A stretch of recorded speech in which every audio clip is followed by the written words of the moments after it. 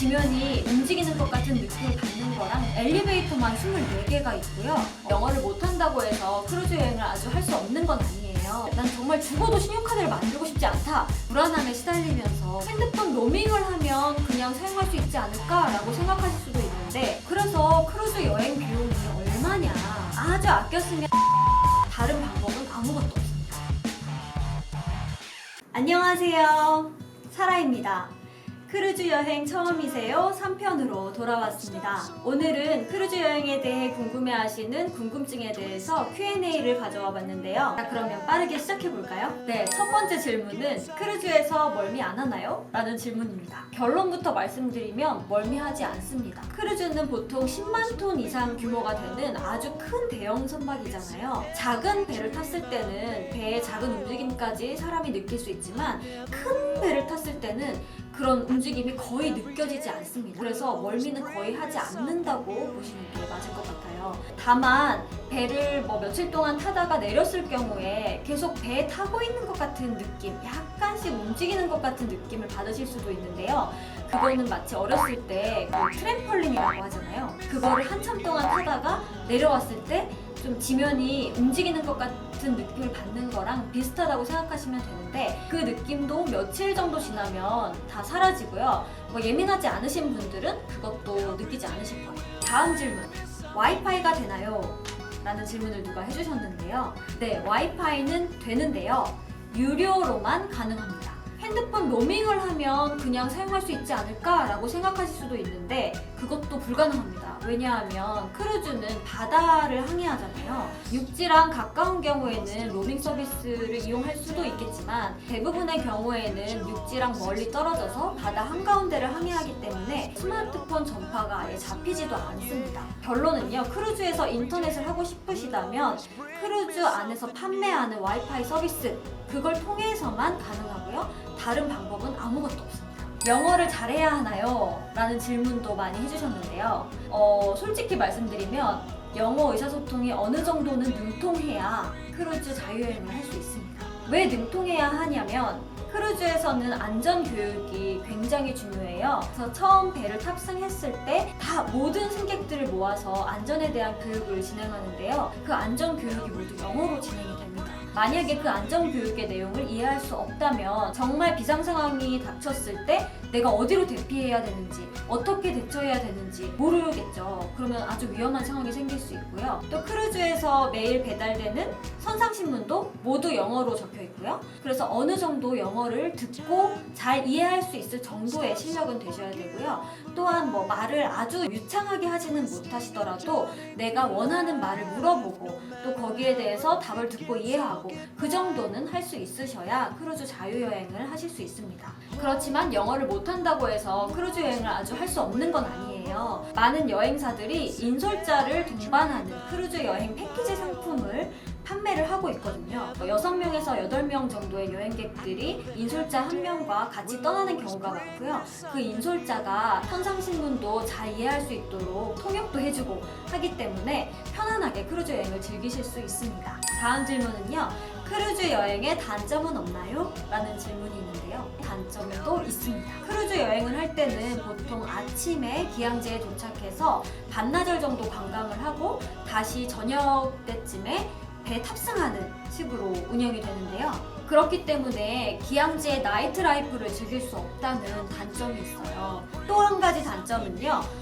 기항지 관광을 마치고 배에 탑승해야 되는 시간이 엄격하게 정해져 있기 때문에 여행하는 내내 시간을 체크하게 되고, 혹시라도 늦으면 어떡하지? 이런 불안함에 시달리면서 관광을 해야 하는 경우도 있어요. 그런 게 조금 단점이라고 할 수 있습니다. 기항지 관광은 어떻게 하는 건가요? 라는 질문도 있었는데요. 우선 선사에서 자체적으로 운영하는 기항지 투어 프로그램이 있어요. 그런데 선사에서 운영하는 기항지 투어 프로그램들은 대체로 가격이 좀 비싼 편이고요. 또 인기 있는 프로그램 같은 경우에는 빨리 매진이 되어버려요. 배에 탑승한 첫날 빨리 신청하는 것이 중요합니다. 선사 기항지 투어의 장점도 있는데요. 기항지 투어를 배 탑승 시간에 맞추어서 알아서 진행해주기 때문에 개인적으로 시간을 체크하면서 불안해하지 않아도 맞춰서 배에 탑승할 수 있다는 그런 장점이 있습니다. 자유여행을 하는 경우도 많이 있어요. 경우에 따라서 크루즈 선사에서는 항구에서 시내까지 무료로 셔틀버스를 운행해주는 경우도 있어요. 그 경우에는 시내 관광을 자유롭게 한 다음에 다시 배로 돌아오는 것이 가능합니다.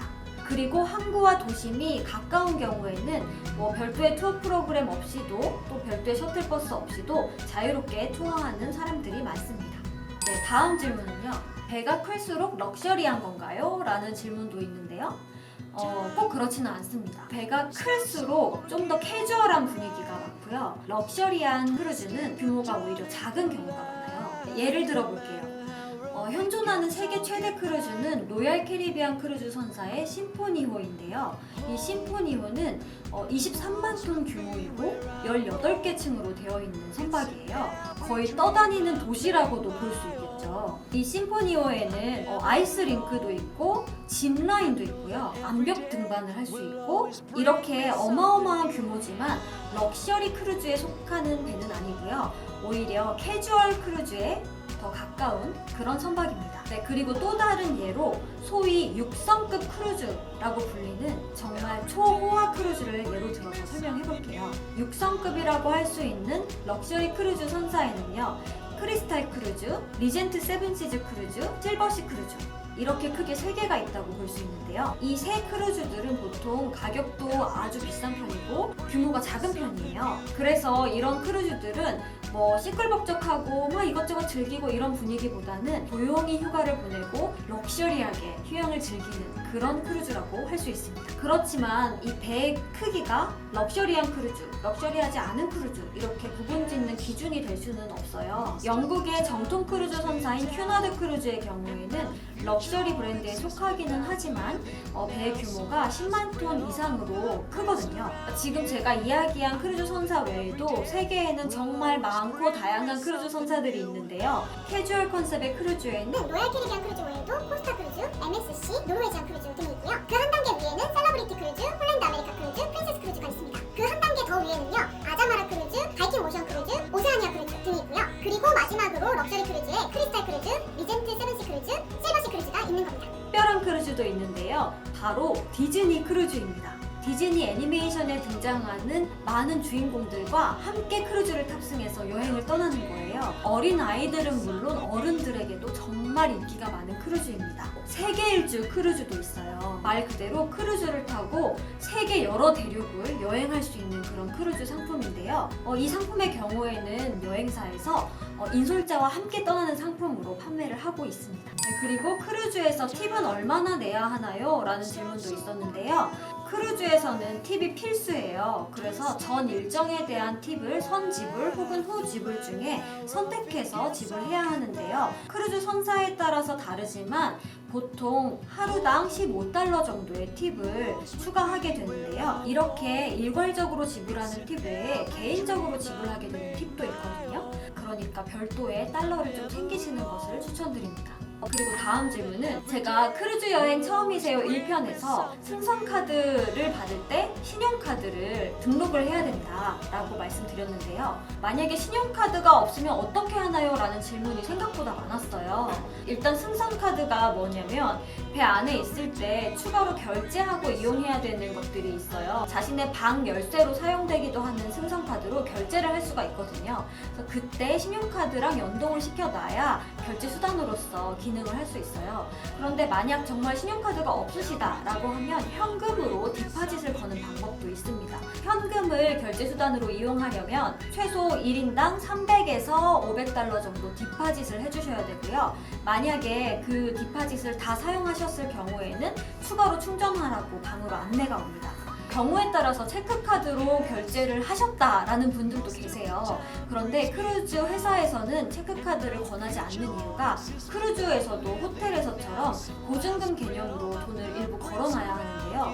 신용카드의 경우에는 일단 결제를 걸어놓고 특별한 문제가 없으면 그 결제를 취소하는 방식으로 진행을 하면 되는데요. 체크카드의 경우에는 결제를 하는 순간 돈이 빠져나가 버리기 때문에 나중에 취소하더라도 다시 그 돈이 반환되지 않는 그런 오류가 발생할 수 있다고 해요. 그래서 가능하다면 신용카드를 만들어 가시기를 추천드리고요. 만약에 난 정말 죽어도 신용카드를 만들고 싶지 않다. 그런 분들은 현금을 아주 두둑히 준비해 가셔야 한다는 것 말씀드립니다. 그리고 또 한 가지 팁은요. 승성카드가 전자파에 되게 예민한 편이에요. 그래서 이렇게 휴대폰과 승성카드를 딱 붙여서 보관을 하시면 승성카드가 기능을 잃어버리는 경우가 되게 많습니다. 그렇기 때문에 승성카드는 가능하면 핸드폰과 멀리 떨어뜨려 두는 것이 좋습니다. 네, 다음 질문은 배에만 있으면 답답하지 않나요? 라는 질문이 있는데요. 답답하지 않습니다. 왜냐면 배가 워낙 크기도 하고 배에 즐길거리들이 아주 많이 있는데 그 즐길거리를 생각보다 다 해볼 시간이 부족해요. 그리고 크루즈가 바다 한가운데를 이렇게 항해하잖아요. 그래서 그냥 누워서 하염없이 바다만 바라봐도 힐링이 되는 그런 느낌이기 때문에 뭐 답답하다 이런 생각보다는 정말 시간이 빨리 간다. 이 배에서 내리기 싫다. 그런 생각이 훨씬 더 많이 듭니다. 네, 다음 질문은요.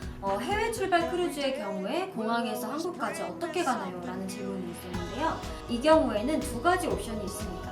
첫 번째로 출발 당일 공항에서 한국까지 선사에서 운영하는 셔틀버스를 탑승하는 거예요. 이 경우에는 하루 전날 현지에 도착해서 공항 옆에 있는 호텔에 숙박을 한 다음에 다시 공항으로 가서 셔틀버스를 타고 가시면 되겠습니다. 그리고 두 번째 방법은요. 숙박한 호텔에서 택시나 우버를 불러서 타고 한국까지 가는 것입니다. 비용으로 비교하자면 택시나 우버가 더 비쌀 거라고 생각하시겠지만 이 셔틀버스도 상당히 비싼 편이에요. 그래서 제가 권하고 싶은 방법은 내가 가져온 짐이 너무 크다라고 하면 셔틀버스를 타는 방법이 더 편리하다고 할 수 있겠고 짐이 작은 편이다라고 하면 우버나 택시를 타는 방법이 더 편리하다고 할 수 있겠습니다. 마지막으로 그래서 크루즈 여행 비용이 얼마냐? 라고 질문하는 분들도 많이 계셨어요. 그런데 이건 크루즈 선사라든지 여행 지역에 따라서 너무나 다르기 때문에 일괄적으로 이야기하기는 좀 어려운데요. 그래도 평균적으로 말씀을 드리면 셀러브리티 크루즈급의 경우에는요. 지중해 2020년 여름 발코니 선실 기준으로 1인당 약 250만 원 정도라고 생각하시면 되고요. 알래스카 크루즈 같은 경우에는 발코니 선실 기준으로 1인당 약 180만 원 정도 합니다. 그러면 대략적으로 1인당 200만 원이라고 본다면 항공요금을 싸게 구매해서 100만 원, 기항지 관광을 30만 원에서 50만 원 정도, 그 다음에 추가로 주는 팁을 10만 원 정도 준다고 보고요. 그 밖에 술을 마신다든지 쇼핑을 한다든지 개인 비용까지 합하면 아주 아껴 쓰면 400만 원 아니면 500만 원 정도 든다고 보면 되겠네요. 이렇게 크루즈 여행의 다양한 궁금증에 대해서 답변해보는 시간을 가져봤는데요. 도움이 되셨나요? 도움이 되셨다면 좋아요와 구독 버튼도 꼭꼭 눌러주세요. 저는 또 다른 유익한 영상으로 찾아오겠습니다.